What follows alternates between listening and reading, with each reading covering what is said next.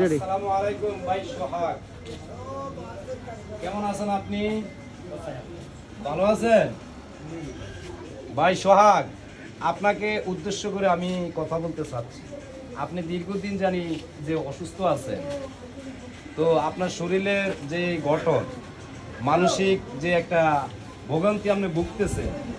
কুমোরতলা গ্রামবাসী সম্মানিত সবাই আমাদের সোয়ারি পানের দোকানে এসে অনেক সময় খাওয়া দাওয়া করছেন, নাস্তা করছেন, বিস্কুট খেয়েছেন, সোহাগ ভাইকে দেখছেন, কিন্তু এখন আমাদের সোহাগ ভাই অসুস্থ থাকার কারণে দীর্ঘদিন যাবৎ উনি দোকানে মালটা ঢুকাইতে পারে না এবং দোকান খালি পড়ে আছে, দোকান খালি পড়ে আছে, কিছু নাই। আসলে উনি মানসিক সমস্যা নিয়ে এখন ভোগান্তিতে আছে।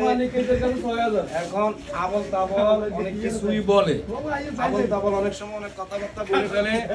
তো ভাই, আপনারা যে যেখান থেকে দেখছেন এবং যে যেভাবে পারবেন ওনার জন্য আপনারা সবাই একটু সহযোগিতার হাত বাড়িয়ে দিবেন, যাতে আল্লাহ ওনাকে সুস্থতা দান করে।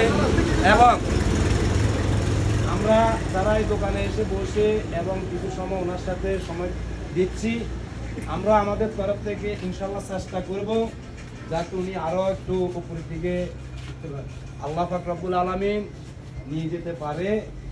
এবং আপনারা সবাই ওনার দিকে একটু সহযোগিতার হাত বাড়িয়ে ওনাকে একটু হেল্প করবেন ইনশাল্লাহ। Good bye.